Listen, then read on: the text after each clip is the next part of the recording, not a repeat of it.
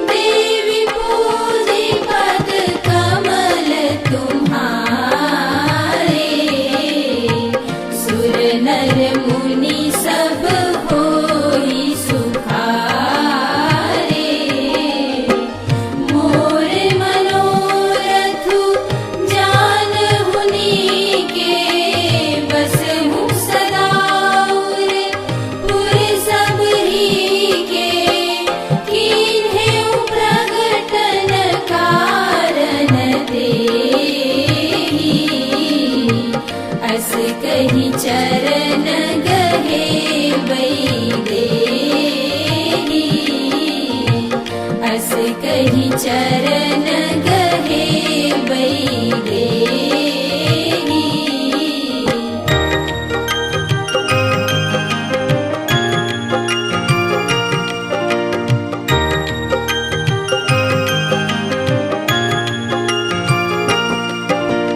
विनय प्रेम बस भई भवानी, खसी माल मूरति मुस्कानी, सादर सीधा प्रसाद सिर धरे।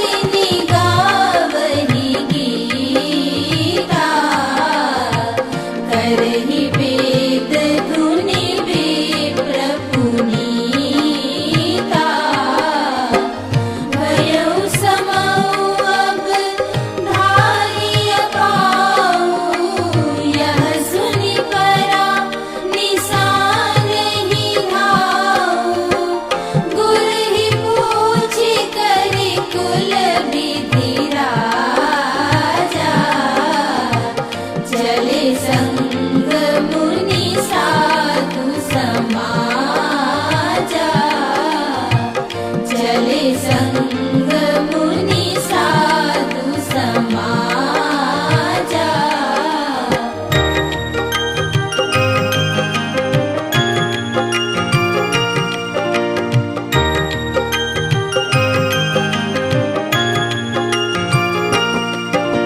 सुरन सुमंगल अवसर जाना, बरसहि सुमन बजाई निशाना। शिव ब्रह्मादिक विबुध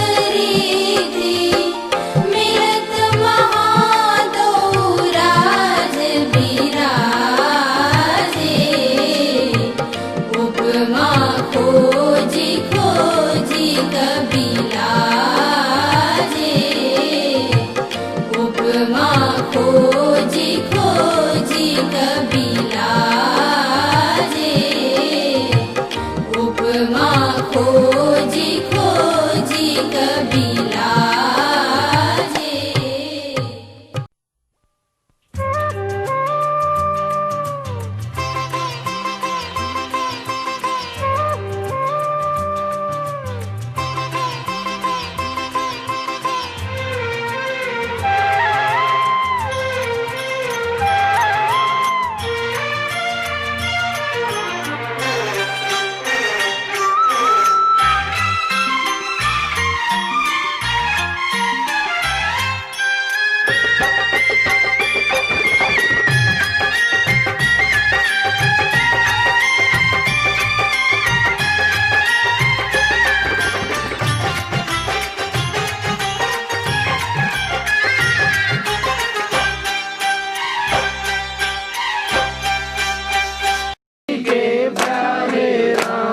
भरत जी के भाई राम, ब्रह्मा जी जो आए संग ब्रह्मणी को लाए।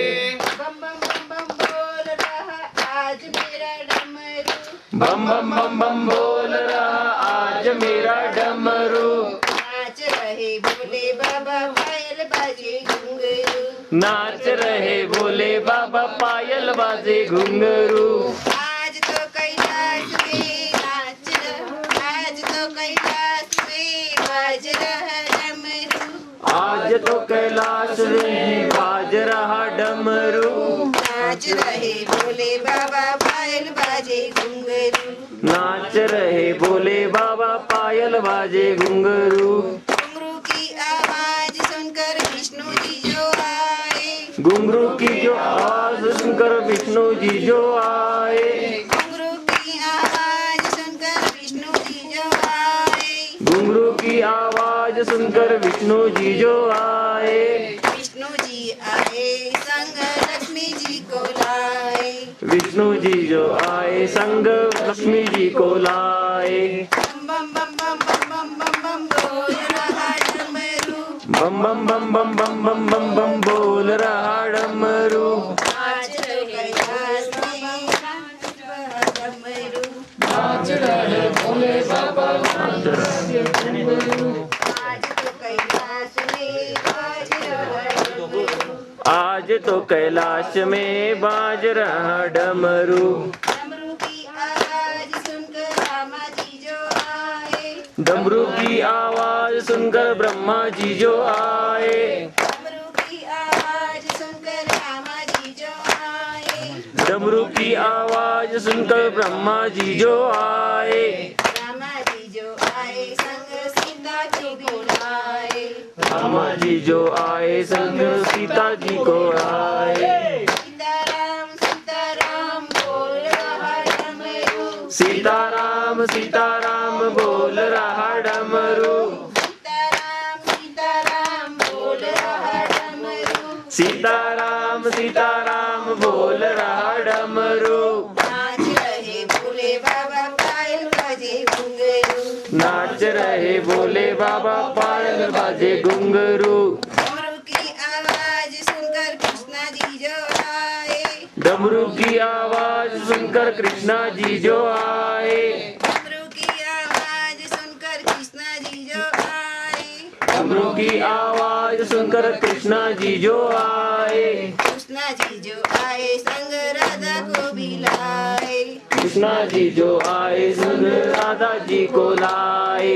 कृष्णा जी जो आए संग राधा को भी लाए, कृष्णा जी जो आए संग राधा जी को लाए।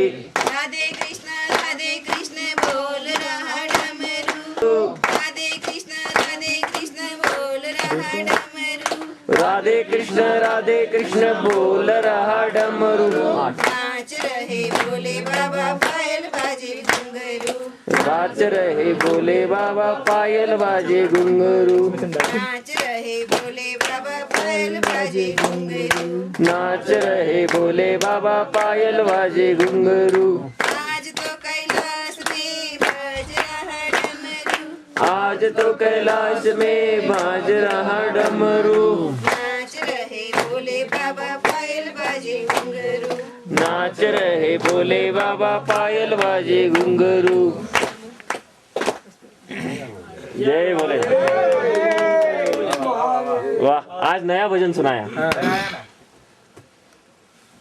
उठाना पड़ता है, थोड़ा पैदल चलना पड़ता है, थोड़ा कष्ट उठाना पड़ता है, थोड़ा पैदल चलना पड़ता है। भोले बाबा से मिलना आसान नहीं, थोड़ा कष्ट उठाना पड़ता है। भोले बाबा से मिलना आसान नहीं, थोड़ा कष्ट उठाना पड़ता है। कभी गाड़ी से घोड़े से कभी पैर। उसमें बहुत अच्छी पंक्तियां थी।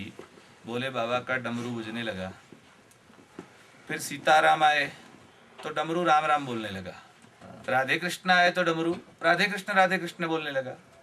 कहने का मतलब यह है कि हमारे यहाँ सांप्रदायिक विवाद नहीं है। भोले बाबा का डमरू राम का नाम भी बोलता है, कृष्ण का नाम भी बोलता है, विष्णु का नाम भी बोलता है। उनके मन में किसी के प्रति भेदभाव नहीं है। फिर भी हमारे लोग कहीं कहीं विष्णु वैष्णव संप्रदाय और शैव संप्रदाय के बीच में झगड़ा डाल रहे हैं। वो कह रहे हैं श्री कृष्ण ही अच्छे हैं, शिव में कुछ नहीं है। कोई कह रहा है ब्रह्मा ही अच्छे हैं, श्री कृष्ण में कुछ नहीं है। एक संप्रदाय का नाम आपने सुना है, वैसे सभी का नाम नहीं लेना चाहिए, लेकिन फिर भी मैं आपको कहता हूं इस्कॉन का नाम आप सबने सुना है। और उनके जो सन्यासी है स्वामी प्रभुपाद, उन्होंने भगवत गीता का सबसे अच्छा इंग्लिश ट्रांसलेशन किया है। गीता एज इट इज इस नाम से प्रसिद्ध भी हुआ है।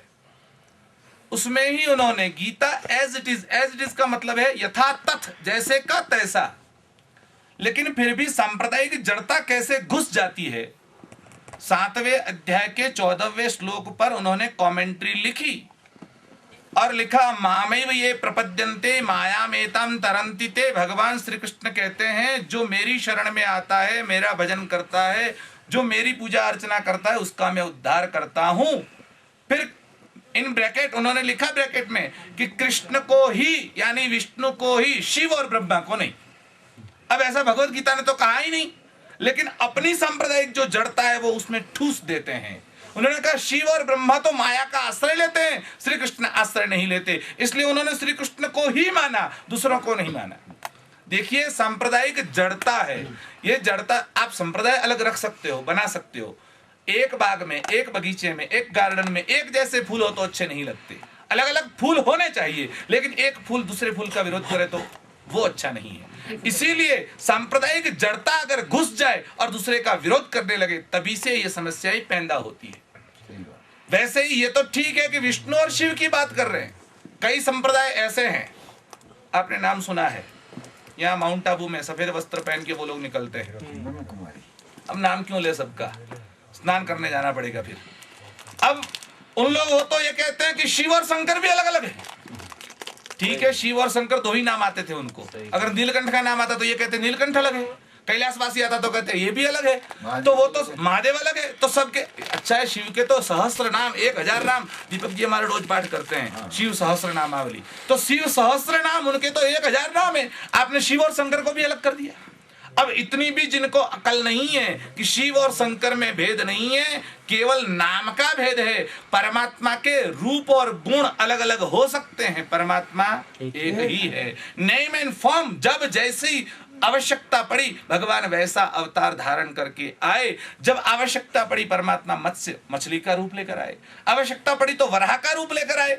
अब वराह का रूप लेकर भगवान आए तो कई लोगों ने प्रश्न उठाया, अब वराह को क्या भोग लगाया जाए, उनको थाल में क्या धराए। वराह कहते हैं सूअर को, अब सूअर तो विष्ठा खाता है, तो भगवान वराह का रूप लेकर आए तो उनको क्या खिलाया जाए। अब लोगों के दिमाग में जो चल रहा है वो बाहर निकाल रहे हैं, उनके दिमाग में विष्ठा पड़ी है और ढूंढ रहे हैं बाहर। बात यह है, अगर आपके घर में आपके कोई बुजुर्ग हो, वो अपने बच्चे को या पोते को उनको आनंद देने के लिए अगर वो कहते हैं, वो पोते को कहते हैं बेटे आपको घोड़े पे बैठना है, वो बोलता है हाँ। अब दादा है, वो जज है, मैजिस्ट्रेट है, कलेक्टर है, लेकिन घर में आने के बाद घोड़ा बनते हैं। पोते को ऊपर बिठाते हैं, फिर घोड़े के जैसे चलते हैं, तो पोता आनंद में आ जाता है। तो उनको उस पोते को खुश करने के लिए दादा मैजिस्ट्रेट होते हुए भी घोड़ा बन गए। अब शाम को उनकी बीवी क्या उनको घास खिलाएगी? वो घास नहीं खिलाएगी। इतनी अकल जिनको नहीं है कि भगवान दूसरों की रक्षा के लिए जैसी आवश्यकता पड़े वैसा रूप धारण करते हैं। देखिए परमात्मा शंकर के 96 अवतारों की कथा शिव पुराण में है, 96 अवतारों की कथा है भगवान की। अब सभी कथाओं का विस्तार नहीं किया जाता, लेकिन जब भगवान विष्णु राम के रूप में आए, देखिए राम है मतलब विष्णु है, वो शंकर का ध्यान करते हैं, और शिव जी है वो राम का ध्यान करते हैं, परस्पर एक दूसरे का ध्यान करते हैं। यही तो एकता है, उन दोनों में भेद नहीं है, इसी का नाम है अद्वैत। दोनों एक होते हुए भी अलग अलग पृथक पृथक मालूम पड़ते हैं। राम और कृष्ण भी अलग अलग दिखाई पड़ते हैं, वास्तव में वो अलग नहीं है, एक ही है। एक घर में कोई मेहमान आए तो वो जो घर का स्वामी था उसने घरवाली से कहा कि मेहमान आए हैं तो उनके लिए कुछ मीठा बनाओ। उसने कहा ठीक है, बोलो आप कहो, वो बना लेते हैं। बोले ऐसा करो श्रीखंड बना लो। बोले ठीक है श्रीखंड बना लेते हैं। तो श्रीखंड के लिए थोड़ी सामग्री चाहिए, आप बाजार से ले आओ। बोले क्या चाहिए? बोले दूध ले आओ, हम दूध को वो उसमें कुछ डाल के उसका मस्का बना लेंगे और सुबह उसका श्रीखंड बन जाएगा। और साथ में थोड़ी सी इलायची, थोड़ी बादाम काजू पिस्ता चाहिए, वो भी डाल देंगे, थोड़ी शक्कर चाहिए, और कुछ चाहिए नहीं। ठीक है, वो लेने के लिए निकला। रास्ते में जाते जाते उसका विचार बदल गया कि अभी तो सर्दी की मौसम शुरू हो गई है, श्रीखंड क्यों? ऐसा करते हैं श्रीखंड रहने देते हैं, रबड़ी बनाते हैं। वो वापस आया, घर वाले से कहता है नहीं अब श्रीखंड नहीं बनाना। बोले तो अब रबड़ी बनानी है। ठीक है, रबड़ी का सामान ले आओ। तो सामान में क्या चाहिए? बोले वो जो लिखा है वही चाहिए और कुछ नहीं चाहिए। बोले श्रीखंड और रबड़ी का सामान तो अलग अलग होना चाहिए, दोनों का टेस्ट तो अलग अलग है। बोले टेस्ट अलग है, सामान एक ही होता है, दोनों में भेद नहीं है, बनाने वाले में भेद है। वास्तव में श्रीखंड और रबड़ी एक है। एकम श्रीखंडंच रबड़िंच यह पश्यति स पश्यति। किसी पुराण में मत ढूंढिए, श्लोक कर लीजिए। एकम रामंच कृष्णंच यह पश्यति स पश्यति। राम और कृष्ण एक ही है, देखने वाला ही देख सकता है, दूसरा देख नहीं सकता। परमात्मा एक ही है। भगवान जब राम का अवतार लेकर आए तो भगवान शंकर ने सोचा मुझे उनकी सेवा करनी है, तो सेवा करने के लिए मैं क्या करूं?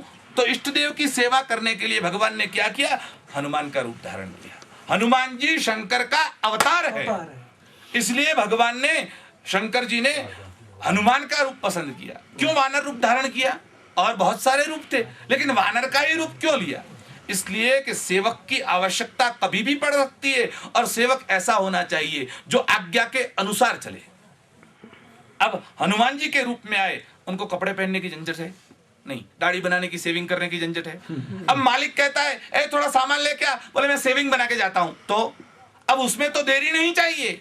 कपड़े पहनने की भी झंझट नहीं, प्रेस करने की झंझट नहीं, मुकुट पहनने की झंझट नहीं, खाना बनाने की, कोई खाना पीना, अरे वानर तो कहीं से तोड़ के खा लेता है, तो कोई भी प्रकार की झंझट नहीं चाहिए। इसलिए भगवान ने कैसा रूप धारण किया? वानर का रूप धारण किया। और वानर का रूप धारण करके भगवान शंकर स्वयं हनुमान बनकर राम जी की सेवा के लिए आए। अब राम को सेवा के लिए शंकर आ सकते हैं, और राम के भक्तों को शंकर की सेवा करने में कष्ट होता है। ये कैसी बेजुती बात है, दिमाग में न उतरे ऐसी बात है। लेकिन परमात्मा स्वयं जो अनंत कोटि ब्रह्मांड के नायक, दीन बंधु, दीनानाथ, अकरुणा करुणा वरुणालय, भूपति भुवनपति, छत्रपति, मायापति, रमापति, देवदेव, नंदनंदन, ऐसे जो परमात्मा है उनकी सेवा को लाभ मिले, यही सबसे बड़ी बात है। हम इतने भाग्यशाली हैं कि हमें इस सेवा का अवसर मिल सकता है। अभी अभी हमने बताया था थोड़ी देर पहले किसी से कि अगर आप भोजन कर रहे हो और भोजन में भक्ति मिल जाए तो भोजन प्रसाद बन जाता है। अगर आप गाना गा रहे हो और गाने में भक्ति मिल जाए तो वो गाना भजन बन जाता है। और अगर आप प्रवास कर रहे हो और टूर में, प्रवास में भी अगर भक्ति मिल जाए तो वो टूर नहीं रहती, वो यात्रा बन जाती है। और हम तो यात्रा पर ही आए हैं। हमारे यहाँ यात्रा तो परापूर्व से कई सालों से चली आ रही है। कई सालों से जब मैं बोलता हूँ तब ऐसा समझो कई युगों से, करोड़ों वर्षों से चल रही है यात्रा, अभी से आरंभ नहीं हुई। भगवान शंकराचार्य ने तो 2500 वर्ष पहले कैलाश की परिक्रमा की, उससे पहले 5000 वर्ष पहले पांडव भी यहाँ पर आए हैं, और उससे पहले भी कई लोगों ने हमारे यहाँ यात्राएं की हैं। विदुर जी ने, भागवत में वर्णन भी आया है कि विदुर जी पूरे भारत का परिभ्रमण करने के लिए निकले थे। अब ऐसा मत समझो कि भारत इतना ही था, आज जहां पर हम बैठे हैं वो चाइना, चीन है, वो कभी भारत का भूभाग था। 1962 के युद्ध में ये हमारे पास से छीन लिया गया। वैसे ही जॉर्डन नदी के उस पार से लेकर इरावती नदी के उस पार तक हमारा भारत एक खंड की तरह विस्तृत था। हमारे यहाँ तो कवियों ने भारत की भी कई कल्पनाएं की हैं, क्योंकि भारत केवल, हम भारत को भूमि का टुकड़ा नहीं मानते, भूभाग नहीं मानते। हमारा देश केवल भारत माता, एक ही देश को पुकारा जाता है माता के रूप में। कभी आपने सुना पाकिस्तान माता, इंग्लैंड माता, लंदन माता, अमेरिका माता, दुबई माता? कोई माता नहीं। माता केवल भारत ही बन सकता है। क्यों? माँ के पास आंचल होता है, माँ ही आंसू साफ कर सकती है, और माँ के पास ही ममता का झरना बहता है। इसलिए भारत हमारी माँ है। हमारे एक समय के विदेश मंत्री थे अटल जी, और वो विदेश में गए, और जब उन्होंने विदेश की मीटिंग में सब अपनी अपनी भाषा में वक्तव्य दे रहे थे, तो अटल जी ने हिंदी में अपना वक्तव्य प्रस्तुत किया।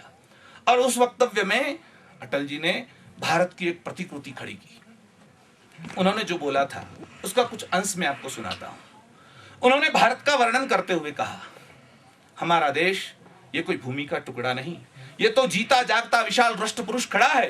हिमालय जिसका मस्तिष्क है, गौरी शंकर जिसकी शिखा है, कश्मीर जिसका किरीट है, दिल्ली जिसका दिल है, पंजाब व बंगाल जिसकी दो विशाल भुजाएं हैं, नर्मदा करधनी है, पूर्वी घाट और पश्चिमी घाट जिसकी दो विशाल जंगाएं हैं, कन्याकुमारी जिसके कोमल चरण है, हिंद महासागर जिसके चरण धुलाता है, मलयालम जिस पर व्यंजन डुलाता है, सावन के काले काले मेघ जिसकी कुंतल केश राशि है। ऐसी ये देवों की भूमि है, ऋषियों की भूमि है, तीर्थंकरों की तपोभूमि है, ये हमारी मातृभूमि है, पितृभूमि है, ये हमारी अर्पण की भूमि है, तर्पण की भूमि है, ये वंदन की भूमि है, अभिनंदन की भूमि है। यहाँ का कंकर कंकर हमारे मन शंकर है, यहाँ के जल का बिंदु बिंदु हमारे मन गंगा जल के समान परम पवित्र है। ऐसी पतित पावनी भूमि के लिए हम जिएंगे, और इसके लिए ही हम मरेंगे, और मरने के बाद भी गंगा जल के पवित्र प्रवाह में बहती हुई हड्डियों की और यदि कोई कान देकर सुनेगा तो हमारी हड्डियों से यही आवाज सुनाई देगी, भारत माता की जय।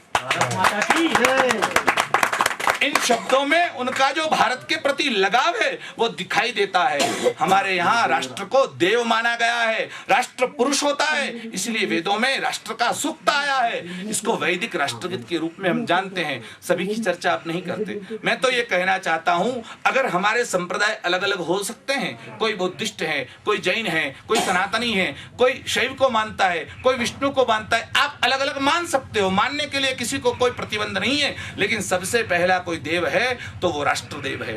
उसके बाद में सभी देवताओं की लाइन शुरू होती है। जो राष्ट्रदेव का की अवगणना करता है उसके लिए कोई देव उनके ऊपर कृपा करने के लिए बाध्य नहीं है। पहला राष्ट्रदेव, उसके बाद में सारे देवों की लाइन शुरू होती है। तो सबसे पहला सम्मान राष्ट्रदेवता का होना चाहिए। आपका मत कोई भी हो, लेकिन राष्ट्रदेव सबसे बड़ा होता है।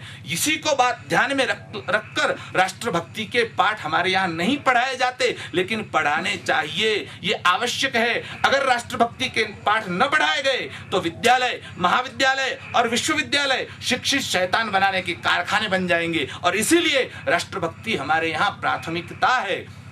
भागवत जी में भी भगवान श्री कृष्ण को गोपियों ने जब घेर लिया और गोपी गीत जब रास रचाया गया, तो गोपियों ने श्री कृष्ण से क्या कहा? गोपियों ने बहुत अच्छे भाव से श्री कृष्ण के प्रति आदर भाव व्यक्त करते हुए कहा, जन जयति तेधिकम जन्मना व्रज जयति तेधिकम। हे प्रभु, आप आए इसलिए इस भूमि का जय नहीं हुआ, आपके आने के कारण व्रज का जय नहीं हुआ, लेकिन आप आए इससे जय में बढ़ोतरी हुई है। श्री कृष्ण का ऐसा कैसे कह सकते हो? बोले इसका प्रमाण है हमारे पास। अरे प्रमाण है तो दो मेरे को। और सभी गोपियों ने घेर लिया श्री कृष्ण को और बाहु से पकड़ा और कहा ये रहा प्रमाण। बोले ये प्रमाण कैसे बन सकता है? तो गोपियों ने कहा, अगर व्रज भूमि अच्छी न होती, पवित्र न होती, तो आप यहाँ क्यों आते? ये भूमि पवित्र थी इसीलिए आप यहाँ आए, नहीं तो आप जाकर पाकिस्तान में रहते।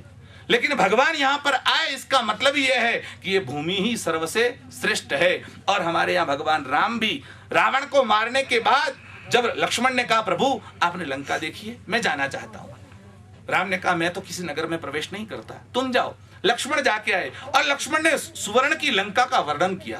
इतनी सुंदर नगरी है, ऐसी नगरी मैंने अपने जीवन में नहीं देखी। और तब राम जी ने कहा, अपि स्वर्णमयी लंका नमे रोचते लक्ष्मण, जननी जन्मभूमिश्च स्वर्गादपि गरीयसी। माँ और मातृभूमि स्वर्ग से भी श्रेष्ठ होती है। और इस बातों को हमारे देवताओं ने, अरे साक्षात परमात्मा ने, भगवान विष्णु ने अवतार लेकर आने के बाद भी भारत भूमि की वंदना की है। हम भी भारत भूमि की वंदना करें और भगवान शिव की वंदना करें। इसीलिए हमारे यहाँ आया है कि दुर्लभम गंगा स्नानम, गंगा का स्नान करने को मिले ये भी दुर्लभ है। दुर्लभम जाह्नवी स्नानम, दुर्लभम शिव पूजनम, दुर्लभम भारते जन्म, भारत में जन्म हो ये दुर्लभ है, और भगवान शंकर की सेवा करने का सौभाग्य प्राप्त हो ये भी सबसे दुर्लभ है। भगवान शिव सभी रुद्रों के अधिष्ठाता है, इसीलिए भगवान शिव की सभी देवगण भी पूजा करते हैं। आपको सब जगह मिलेंगे कि सभी अवतारों का जन्मदिन मनाया जाता है, सभी अवतारों का जन्मदिन होता है। जैसे राम जी का है तो रामनवमी हम मनाते हैं, श्री कृष्ण का है तो जन्माष्टमी मनाते हैं, लेकिन सभी अवतारों ने किसी का जन्मदिन मनाया हो ऐसा आपने सुना है कहीं? वो एक ही दिन है, उसका नाम है शिवरात्रि। जो सभी अवतारों ने जिसकी मान्यता दी है, राम जी ने भी शिवरात्रि का उत्सव मनाया और श्री कृष्ण ने भी मनाया, सभी अवतारों ने किसी को मनाया है, तो वो भगवान भोलेनाथ कैलाश के निवासी है और हम तो कैलाश के बिल्कुल समीप में बैठे हैं। इससे बड़ा सद्भाग्य क्या हो सकता है? आप सब सद्भाग्यशाली हो, आपके ऊपर परमात्मा की अनुकंपा बरसती रहे। इन्हीं शब्दों के साथ हम अपनी वाणी को विराम देते हैं। बोलिए कैलाशपति महादेव की जय, पार्वती पते हर हर महादेव। सुंदर है जागो उठ कर देखो, जीवन ज्योत उजागर है। सत्यम शिवम सुंदरम, ओ सत्यम शिवम सुंदरम, सत्यम शिवम सुंदरम। ईश्वर साथ सीता जी ने जिसका हरण किया था वो रावण का पुत्र मेघनाद ने जिसको मारा था वो लक्ष्मण ने जिसको साथ दिया था वो हनुमान जिसकी रथ की ध्वजा में बैठे हैं वो कृष्ण का पुत्र प्रद्युम्न का पुत्र अनिरुद्ध की पत्नी ओखा का पिता बाणासुर जिसकी सेवा करते थे वो शिव जी की पत्नी पार्वती जी की पिता हिमालय, वो हिमालय के शिखर ऊपर थी बहती गंगा नदी हमको पवित्र करो। देव देव कायेन वाचा मनसेन्द्रियं वा बुद्ध्यात्मना वा प्रकृति स्वभावतः करोमि यज्ञं सकलं परस्मै नारायणाय समर्पयामि। अच्युतं केशवं राम नारायणं कृष्णदामोदरं वासुदेवं हरि श्रीधर्मात्मं गोपिका वल्लभं जानकी नायकं रामचन्द्रं भजे। हरे राम राम राम हरे हरे, हरे कृष्णा कृष्णा कृष्णा हरे हरे, हरे राम राम राम हरे हरे, हरे कृष्णा कृष्णा कृष्णा हरे हरे, हरे राम राम हरे हरे, हरे कृष्णा कृष्णा हरे हरे। हरि ओम। यज्ञेन यज्ञमजन्त देवास्तानि धर्माणि प्रथमान्यासनः ते हणाकं महिमान सचन्द्रत्र पूर्वः साध्यः सन्ति देवाः। ओम राजाधिराजाय प्रसह्य साहिणे नमो वयं वै श्रवणाय कुर्मः। सामे कामान् कामकामाय मह्यं कामेश्वरो वै श्रवणो ददातु। कुबेराय वै श्रवणाय महाराजाय नमः। ओम स्वस्तिक साम्राज्यं भोज्यं स्वराज्यं वैराज्यं पारमेष्टम राज्यं महाराजमाधिपत्यमयं समन्तपर्यायस्याधा सार्वभौम सार्वायुषन्ताधा परार्धार्थ पृथ्वे समुद्र पर्यन्ताय एकराणिति तदत्पैष श्लोको भिगितो मरुत परिवेष्टारो मर्तत्स्या वसन गृहे आवीक्षितत्स काम प्रेर विश्वे देवा सवा सदैदे मंत्र पुष्पांजलि समर्पयामि।